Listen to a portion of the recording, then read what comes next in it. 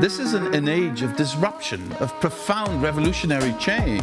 What we're really asking ministers is to empower the ambassadors. The only thing that you really push forth is the truth. You don't see many women represented when it comes to the decisions as to how to handle the pandemic.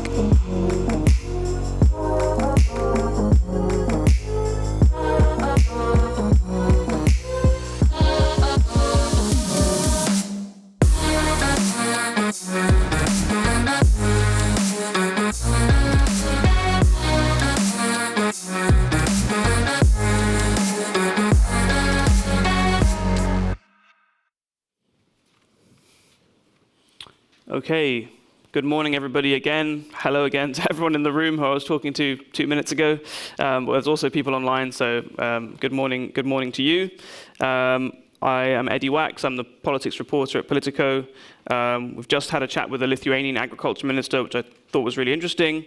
And now we're going to be talking about the common agricultural policy and kind of picking up on a lot of those themes that we were talking about Ukraine, enlargement, and the Green Deal as well.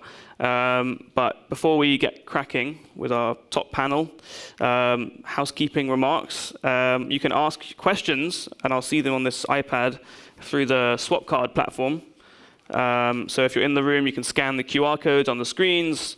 And yeah, I do like getting good questions and helps me as well. So please do send in questions, and we can ask them to our panelists. You can also tweet about us, or well, maybe that should say X about us on social media, or the social media platform of your choice. The hashtag is PoliticoAgriFood. And now I'd like to welcome to the stage our 4 great speakers. Faustine Bade-Fossé. Are we going to introduce them as they come on? Okay, well, yeah, round of applause for Faustine, Director for Nature, Health and Environment at the EEB, the European Environmental Bureau. Mihail Dumitru, round of applause.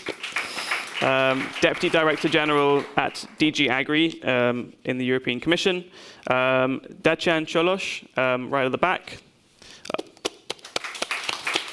Dacian is a former EU Commissioner for Agriculture and now an MEP in the Renew Europe group. And lastly, and definitely not least, Maria Skovega Ostergaard, absolutely butchering the Danish pronunciation, who is the Chief Policy Officer working on CAP in the Danish Agriculture and Food Council. So, thank you all for being here. Maybe we should actually kick off with just carrying on from what we were talking about with the Lithuanian minister on the future of the CAP. I mean, maybe Dacian, we could kick off with you as you know, you're very well placed as a former commissioner for agriculture. I mean, what would it have meant to you when you were agriculture minister between 2010 and 2014, if Ukraine had, you know, if that was now, if Ukraine was thinking about joining the EU now, how would that have made your life, you know, more difficult? I think we have a short-term challenge now to manage the transition, the export of cereals, the grains from Ukraine. And in my opinion, there is no vision in the Commission how to solve this. My feeling, being Romanian also, at the border with Ukraine, is that we wait for problems and then we try to solve it. And secondly, a long-term challenge with Green Deal, the challenge of Green Deal and Ukraine, integration of Ukraine, Western Balkans, but we will talk about Ukraine. It's a special candidate country. We cannot compare with anyone other before. I think we have to start to think not only to the reform of European institutions and European policies, but specifically how we will deal with Ukraine to transform this challenge in an opportunity. Yeah. Because in my opinion, integration of Ukraine on internal market can be an opportunity for European Union at international level. We can see how Russia play this game in different places of the world. Food security game, you mean? Exactly, yeah. And I think we have to think, because when we look to the agricultural area of Ukraine, to the production, it's more or less 1/3 of what we have now in European Union. So this can be a big challenge. Yeah. especially for Eastern European member states, but it can be also an opportunity if we work together with Ukrainians. We will push a lot of money for the reconstruction, including for agriculture, agri-food sector, but we have to manage this very, very carefully, the relation with when you say there's no vision in the Commission now, I mean, I will give Michal a chance to respond in a second, but are you talking specifically about the unilateral trade measures that certain EU member states have imposed and the way that the Commission has handled that? Is that what you're talking about when you say that? So I will be provocative because my friend Mihai is here also from the Commission, but I don't know, for me it was obvious this springtime that without these import-export certificates, not to put a limit of the imports. I can understand this. This is a political decision. But at least to have an evidence on what's happened on our market with these cereals and how much we ensure just transition, it was evident that we need this import-export certificate. With the digitalization, I think it's easier to manage, and we could avoid this political clash between Poland and Ukraine, probably, because in Poland there are elections. Yeah. But anyway, it's not only Poland. There are also other countries, and we can have political effects. The extremism in Romania is increasing. And not only in Romania. And this could be one of the reasons used in electoral campaign next year, and we don't need that. Okay. Michal, we'll come to other speakers, very, very shortly. But just because the Commission was there being painted as visionless and not able to deal with the sort of current crisis, let alone thinking about what could happen in 10, 20 years, how do you respond to that? Well, I think over the last 4 years we are permanently in the crisis management mode rather than business as usual, and nobody expected some of these events that happen: a pandemic, a war, and now an intensification of the climate disasters. And therefore, we have to speed up a lot of processes. And I think, fortunately, if I'm talking about the food system, European food system, despite some disruptions in the process, we managed to keep it operational, and we managed to guarantee the food security of the European citizens, and we managed to contribute to the global solidarity with the rest of the world. And I mean, talking about Ukraine, this war has accelerated things so much. So we never saw that we are going to do the energy transition so quickly. We never saw that we are going to be confronted again with a food security issue in the way we face recently. And to be honest, talking about the enlargement of Ukraine, so this enlargement process has been accelerated so much because of this context. We are now discovering the agriculture sector of Ukraine. Before, we have not zoomed in this situation too much, because even if in a perspective of enlargement in a normal way, we have a kind of a standard approach. We first enter, we open the trade, we make trade agreements, we let the integration of the products for the other country until we integrate into the internal market, such a country like Ukraine. So the Commission's, engaging with the Ukraine agri-sector in a much more kind of quick, fast way than it would otherwise. Yes, we have to, because we do not have another possibility. And of course, if we talk about enlargement, any enlargement so far has triggered changes to the common agriculture policy and to the other EU policies. So for Ukraine, I think particularly, we have to look to the integration of such country in the internal market. And we already face a lot of problems now with the liberalization of trade and the transit of the Ukrainian soil, because Ukraine, it is a horsepower, it is a very powerful agricultural country. It has 1/4 of the most fertile land of the world. It has an agricultural area which is 1/4 of the European Union, actual European Union. Okay. It is very competitive in some sectors. Yeah, but what's the Commission's vision? Does the Commission have a vision for that, or is it just permanently facing one crisis after another? No, the Commission has entered into this process. So as the President mentioned in the State of the Union speech, we are going now to assess all the policies of the Union through the lens of the enlargement, of the next enlargement, which include Ukraine and the others, Moldova and the Western Balkans. Of course, we will have a very different situations. I mean, if you take Montenegro, you will have a farm structure which probably most of the farms, they have no more than 2 hectares. But if you move to Ukraine, you have corporations which have 500,000 hectares. Yeah. So okay. See the kind of. I want us to zoom in on the CAP specifically in a few minutes, but I wanted to turn to Maria as well. I mean, what's your vision? What's your view? Sorry, on the way that the Commission is handling the kind of current paroxysms of, and the kind of difficulties at the moment. I mean, just as a side note, I mean, it's very ironic now that we've got the Commission is basically potentially in a position where it might have to defend at the WTO the member states that are breaking its own rules. So, from the Danish, perspective, what are you seeing? I think from the Danish perspective, we should also remember that the European Union is the world's largest exporter of agricultural goods. And we need to make this work. And we also need to make things work with Ukraine and having transport corridors through the European Union. And I think it's very important that our trade policy, the common agricultural policy in the European Union remains common.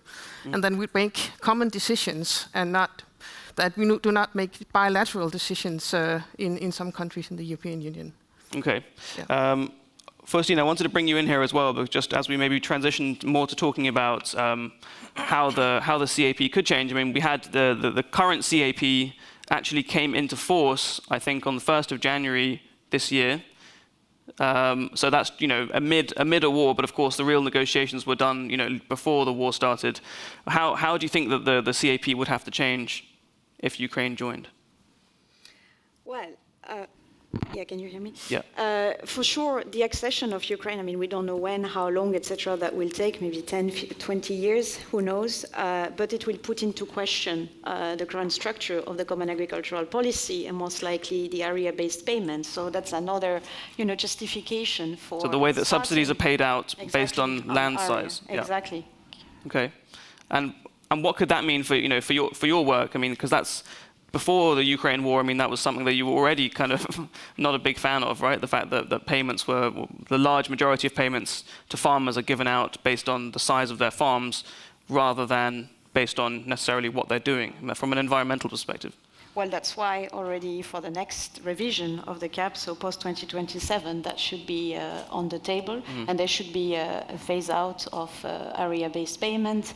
And also, I mean, we are fully aware that this is going to hit farmers, some farmers harder than others, and so we should think about a transition fund, a transition, mechanism to actually help farmers to also move towards sustainable practices. Because this CAP and Politico, we reported on the negotiations and the trilogues and everything. Even though it was during COVID, it was very difficult, but we followed it, very closely. But this cap was discussed as a transitional cap. I mean, because for the first time you had these eco schemes, with a large kind of ring fencing or certain amount of ring fencing in the first pillar of the CAP.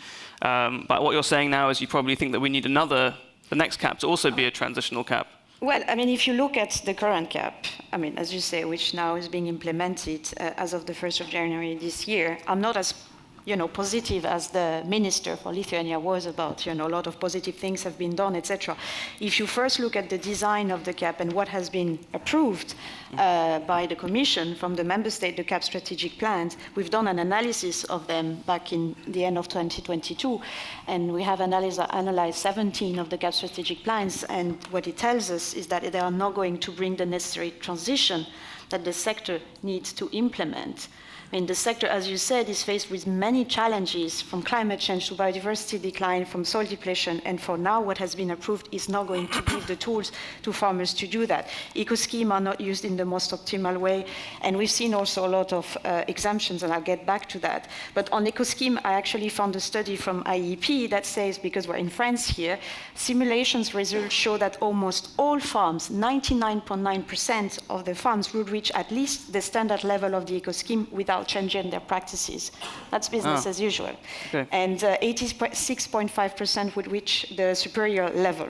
And actually, it's worth bearing in mind, I don't know if you've seen, but Clienters and Collectif Nourrir have actually filed a case in front of the Court of Justice of the European Union after claiming that the European Commission unlawfully approved the CAP strategic plan, the French CAP strategic plan. So let's see. We need to give Michal a chance to respond to that, probably for legal reasons. But yes. Why don't you finish your point? Yeah, first? exactly. And another thing that not only the plans are far from being optimal, but what we've seen is that already right after the Russian invasion in Ukraine, member states have asked for derogation on the last CAP, the one that ended in 2022 on fallow land for food security, even though now the results that we've seen for Austria show that it has not led to any food security improvements, but most likely a huge decline in terms of biodiversity. But what we've seen for this year is that most of the member states have actually asked and used the derogation that was made possible for the GAEC 7, so conditionality on crop rotation and again on non-productive areas. Well, let's come back to that question of exemptions and the regular demands that are made in Brussels for derogations and exemptions from different environmental rules. But Michal, I mean, can you what Faustine has told us there is she's painted quite a negative picture of the current CAP, which we know was a very difficult negotiation, and it's very difficult to get the whole of Europe to agree on anything. So it's a miracle in one sense. But then immediately afterwards, she's also saying basically that it's been a bit of an environmental disaster. Is that something that you agree with at all, or is it actually going very well as far as you're concerned? No, I cannot agree that the new CAP is a disaster. I think nobody can contest the new CAP, as it has been planned by the member states. It is much greener than before. Just to give you a few figures, so we have 32% of the budget, which is dedicated now to the climate and environment interventions, and which is different from what was the greening. So we have 158 eco schemes, and if you look to the structure of the eco schemes, 1/3 of this, they address the soil conservation, so the carbon storage, the soil fertility, which is one of the main issues we have for the farming sustainability. The second comes the landscape and biodiversity, which is also one of our top objectives for the future. The third comes protection of the grassland. And the minister mentioned what is the purpose of the grassland? It is biodiversity or it is carbon or climate role. The fourth comes the reduction of pesticides. So in addition to this, we have 200 agro-environmental climate interventions, which to a great extent, they continue some of the old commitments. And I think in the past, we considered that these measures, they were the most delivering the most green. If you look to the organic farming, and we have a very ambitious objective in Europe to reach 25% of area. But what are you seeing now? I mean, you're laying out to us the kind of ambitions and what was agreed and what was on paper. But now we're sort of 9 months in. Yes. Or more than 9 months in. So what are we actually seeing? So we're a year and 9 months in. So what are we actually seeing? I mean, first of all, there were very big question marks, and the ones that follow this reform, they know how much we discuss in the Parliament and the Council, if there will be uptake. And of course, the question now, what has been planned, is it taken by the farmers? Are the farmers actually doing the green initiatives that they were being subsidized for? Of course, we do not have the final data. We have preliminary data because almost everywhere in Europe, the application period ended. And I think we met the member states a week ago. And the first reaction was relatively good in the sense that the applications are more or less in the margins of the expectation of the plan parameters. Of course, there are situations where there was under subscription, and there are also situations where there were over subscription. So, yeah, I think the image in terms of implementation is relatively good because, okay, we are not in the final stage after we screen everything and we see how many applicants will stay there, but I think overall they are in the parameters. Okay. Faustine, do you want to come back in quickly? Yeah, very, very quickly, because you gave some figures on the budget, etc. But to take what the minister said before, the devil is in the details. And it's not about the quantity, it's about the quality of the schemes. And this is what we have analyzed, and it seems that it's not going to change a lot on the ground. Yes, there are some good measures here and there, but the bulk remains very much business as usual. Another thing, and actually I would have a question. I know I'm not the moderator, but I'd like to ask a question I'll leave. to the Commission if I can. Because the the biggest, justification for the exemptions was food security. And we haven't seen any assessment from the Commission on the impacts of these exemptions, like positive impacts potentially, on food security. Well, what we have seen for the 2022 derogations in Austria, and we have some figures, that 70% of the freed from biodiversity land was actually used to grow soy and maize, so for feed, not for food. So this was the big argument that came out after the war started last year, right? That all the ministers were, or many of the ministers were saying, we need to put a pause on some of the rules in the CAP, the greener rules, in order to allow farmers to grow sort of protein crops or food actually for humans to be exported to replace the Ukrainian cereals that are on the market. So according to the figures, Austria would have lost 56% of its EFA surface and 84% of catch crops and 48% of nitrogen-fixing crops.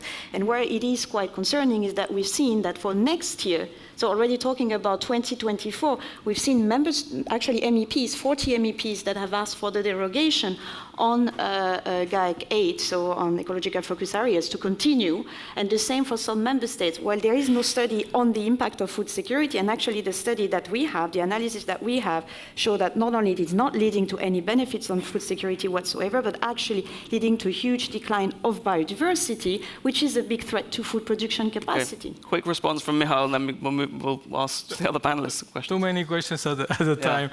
So, of course, we are running an assessment, but the data we got so far are not sufficient to run this assessment in terms of impact of the derogation of the GAEC 7 and 8. But the only figures we have now on the table is the forecast for the harvest. And of course, we have not seen an increase of the harvest, but we have managed to maintain the harvest. So the estimates now are that the harvest is more or less comparable with the last year. So when this decision was taken, it was a moment when nobody knows what's going to happen. Nobody knows what's going to happen with the Black Sea initiative, with the solidarity lanes, how much grains of the Ukraine can get out on the market. The prices were going up to the sky. The people in Europe could not buy food anymore. And what was one of the effects was the prices went down. Right.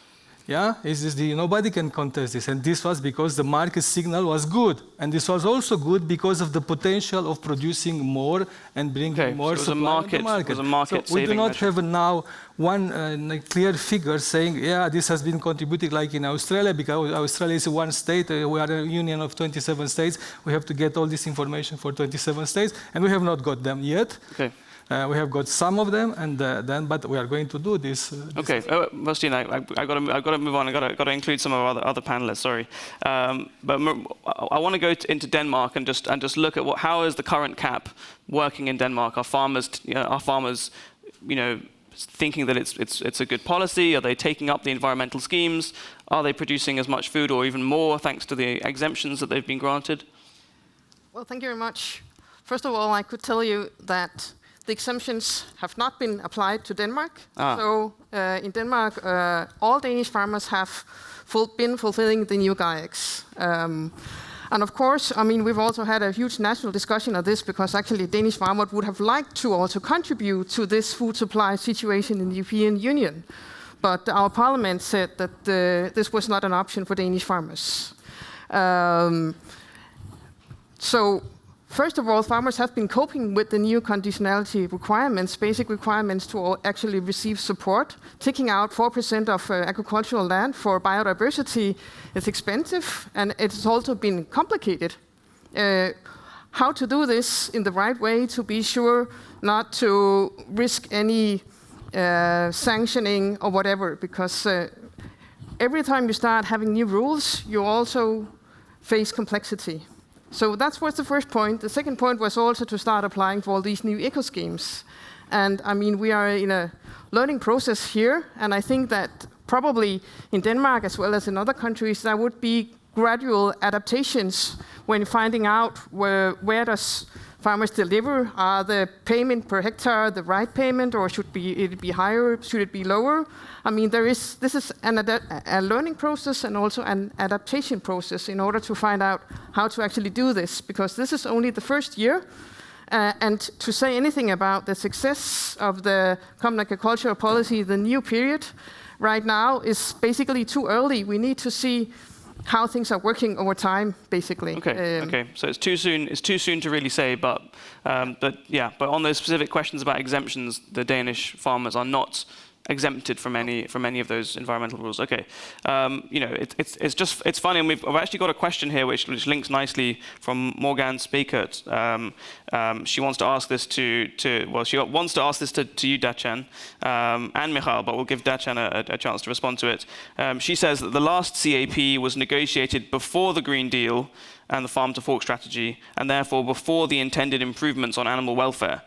So I think she's working for an animal welfare NGO. How will or should this be reflected in the next CAP? But I mean, maybe more broadly, I mean, does the timing of these different policies, that has made a difference, right? That this current CAP wasn't really finished by the time we started talking about the Green Deal. So it hasn't really been influenced by the Green Deal, you could say.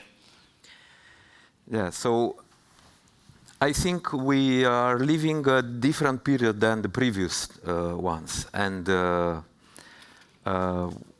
we have to do things in a different way, not to be reactive and to adapt and to revise common agricultural policy, but to be proactive and to see what we have on the table.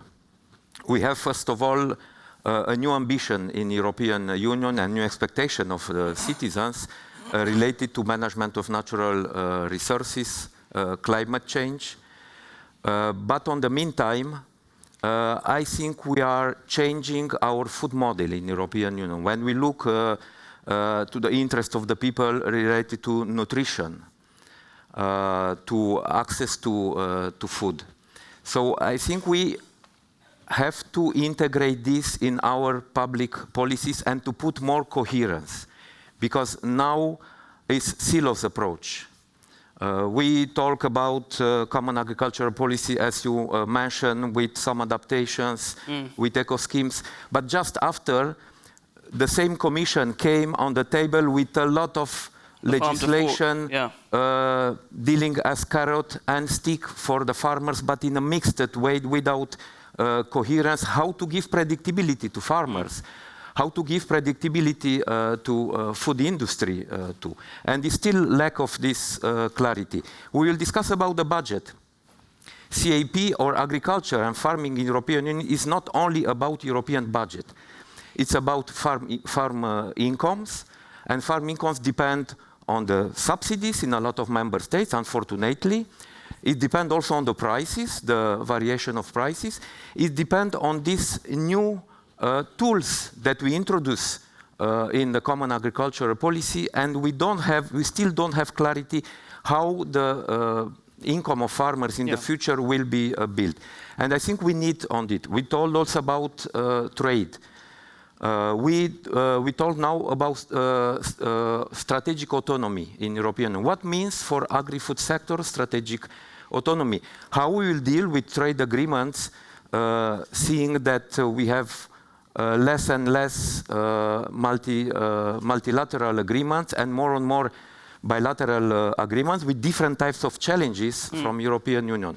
So I think is the moment now, 2024, this year, 2024, 2025, to put all this on the table and to have the courage before to discuss the budget and to share the cake, to have the courage and to put a vision on the table about all these things, natural resources, our food model, our place in the world, enlargement policy of European Union. How practically speaking, and that it sounds very convincing what you're saying, but practically speaking, if you were the commissioner for agriculture, but at the same time in this current commission, we have a commissioner for environment, we have a separate commissioner for the European Green Deal, or maybe about to have a one taking over that portfolio, different one for climate, different one for food safety, different and health.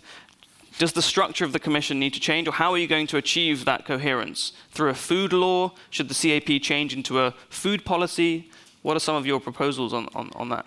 Yeah, for me, I think we have to have, under the same coordination in the Commission, food policy, farming, and the part of what is today Green Deal, and to have a close coordination with trade policy, with neighborhood policy, and with the vision of the integration, mainly on Ukraine.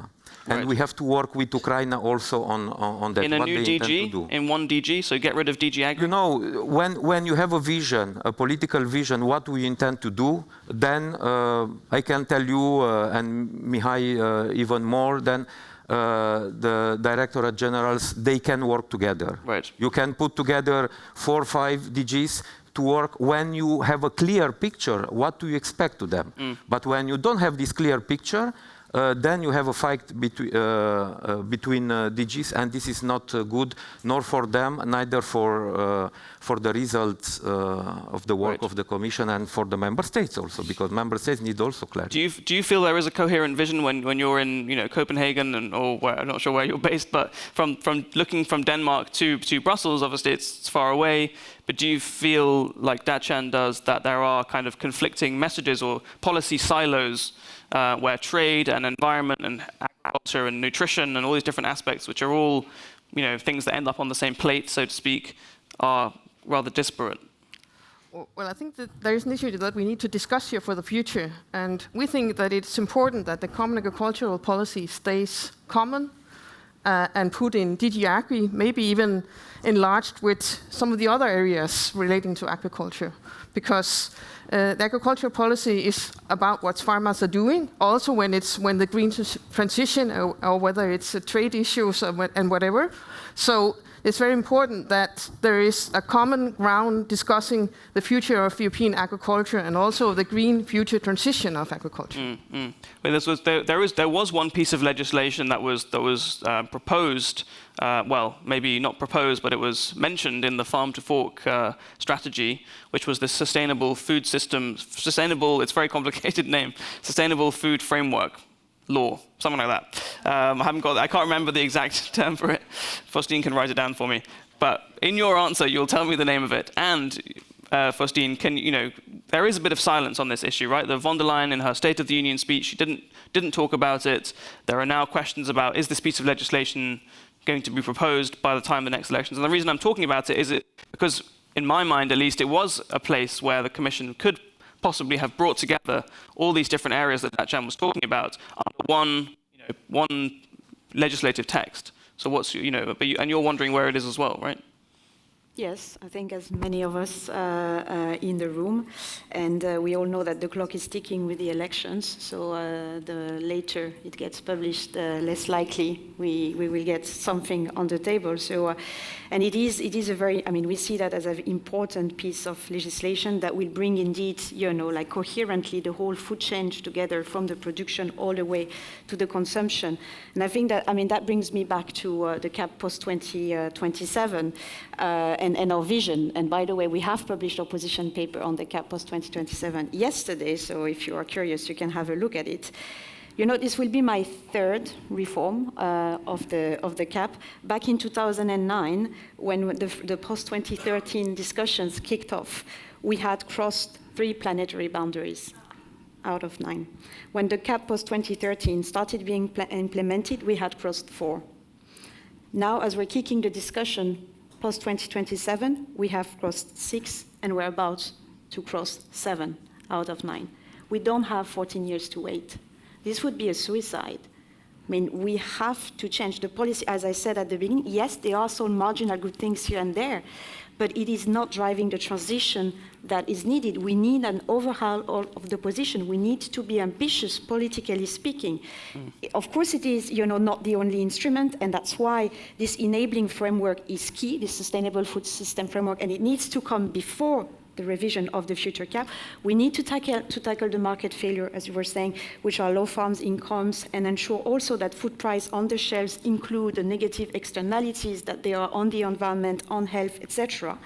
We need also to enforce properly existing legislations, because there we have a huge gap on the Nitrates Directive, on the Water Directive, Habitats Directive, Sustainable Use of Pesticides Directive, and the current approach of the Commission to ensuring compliance is not fit for purpose, and there is no such political will, so that needs to change. Now about the future of the CAP itself, so what are we calling for in our position paper, which I invite all of you to have a look at, is, as I was saying at the beginning, to support a just transition towards genuine social, economic, and environmental sustainability for the sector. It has to be the raison d'être of the future agriculture. We have to move towards this new overarching objective and vision, and we call it Common Agricultural Food and Land Stewardship Policy. As I said, we need to end measures which cause direct environmental harm, like unsustainable irrigation, etc. And we need to be brave enough to phase out area-based payment gradually. Okay. Let me grill Michal. Just to finish, last point. That's a very important. But that's very important that we do recognize that this is going to hit farms, and that's why we need to have a transition fund in the policy to help for that gradual phase out. But let me grill you then, Michal, on, and maybe this isn't under the aegis of DG Agri, the Sustainable Food Framework, Sustainable Food System Framework, that's the correct term. But do you know where this piece of legislation is? I mean, is it going to be presented in this very heavily political climate that we've got before the European elections? But I can say that we work on these initiatives, and we continue to work on them. It's the first time when we have this integrated approach, when we look to the whole food chain. And this was part of this overall concept. But when this is going to be put for adoption, it's a political decision. So whose political decision is it? Who has to take that? Von der Leyen or? Well, I think it's a college decision. So. Commissioners, okay. And when we were talking there about the kind of the vision for the next CAP after 2027, I mean, obviously there's many different factors to bring in. There's when is Ukraine going to, when could Ukraine or other countries join the EU? And there's the budget that Dacian was talking about. But and also, I mean, Janusz Wojciechowski, the Agriculture Commissioner, has already been saying that he wants to, before he leaves, which is next spring, he wants to put forward his own blueprint for the next CAP. So when is the Commission going to come out with some kind of piece of paper, either kicking off the discussions or laying out the groundwork for the next CAP? The next proposal, according to the timing of the proposal, comes in the second part of 2025, immediately after the new MFF proposal. So they always come like this. So this will be for the next college, next parliament. And I mean, I think you have seen in the past the situation when there was a reform, and you mentioned about it, a reform of the CAP that was adopted by the previous commission, previous parliament, and then it has to be finalized by the other one. I think it's much better to be in this situation. We never stop working on the reform of the CAP. They have not even started to fully implement the new policy that we have already started to think about the future. And of course, we have to draw a lot of lessons from this reform, because there was quite substantial changes in the CAP this time. And I mean, member states here can tell you that we are still in the learning process of implementing this, and to see what results we can get and what lessons to be learned. And we have to factor in these lessons, plus the other factors you mentioned here, enlargement, you mentioned here a lot of other elements which we have on the table. It sounds then that either you're telling me that Janusz Wojciechowski is going to get a second term, or he's not going to present a vision. Because if it's 25, then it's too late for him. No, so is he going to or not? I don't know. This is for him. You have to ask him about this. Okay. Confusion there. We'll have to see what he comes out with. But Dacian, what do you think about that timeline? Does it make sense to wait for the budget to be agreed and then to start talking about it in the new parliament? There are political talks and technical talks. There are political talks about vision, what we want, and then you have technical talks about tools, how to do this ambition. So in my opinion, we are already too late on the reflection about the future, the vision of the future, and the ability to integrate income of farmers, a discussion about how we will build income of farmers. It's so simple like that. It could be with tools that you talk about, it could be the price on the market, it could be the share of the responsibility on the food chain, but we have to have this discussion. Because when you retire the current model, phase out area-based system, this have no future-based area-based system. You imagine with Ukraine 30% of our so the current model has no future. So first of all, it's clear that there is no future. But what we will put to replace this, we have to think how the global income of farmer will be built, who will assume the responsibility, public money, citizens, consumers, or the market, or the private sector. And then our food model, the role of European Union in food production for internal market, but also in the world, because we play a role on it. How to deal with trade agreements? We talk now about Mercosur. To push now Mercosur in agriculture, it's a crime for me. It's suicide. It cannot work.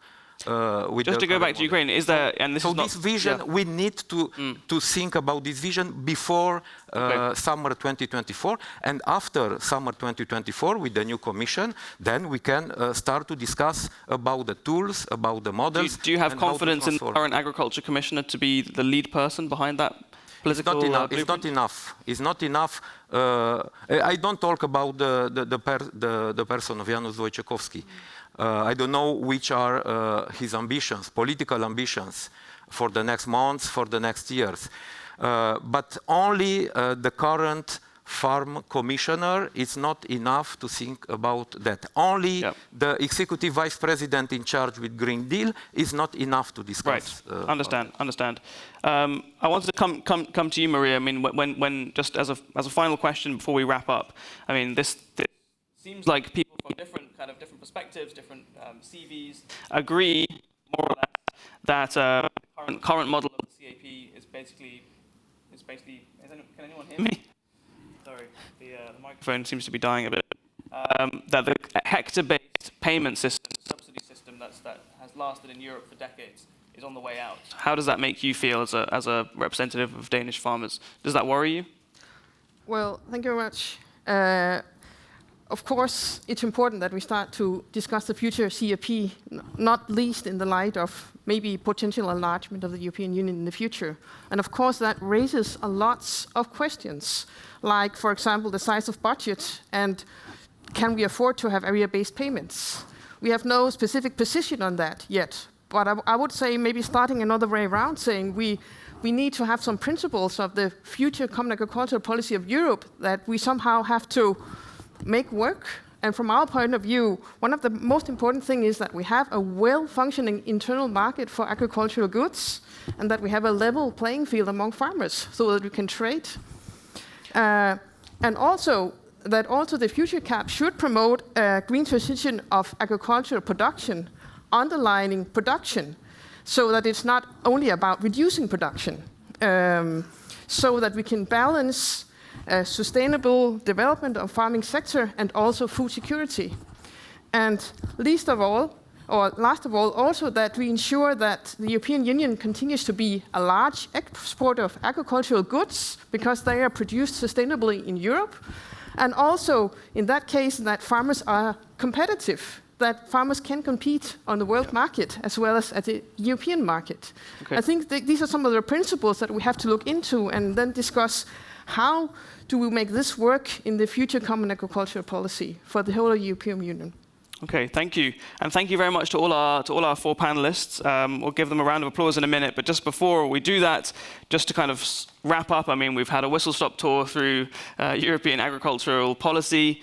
We've talked about how the current CAP's going. We've talked about what might be needed in the next CAP if Ukraine joins, and what that might mean for the way that it works in terms of the environmental schemes. We've had a lot of criticism about the reform of the current reform, and that it's not working. We've had rebuttal that it's too early to really say that yet. But we've also had a lot of pressure on the Commission and on politicians, not just on officials, but on politicians in Brussels, to hurry up and get on with deciding a vision on how agriculture is going to look and how European policy making is going to work in the world of agriculture and food in the near future. And it's almost too late. Datchan told us it is too late already. So we need to hurry up and do that. So there's a lot of impetus to carry on and keep these discussions going. Thank you very much to all our 4 panelists.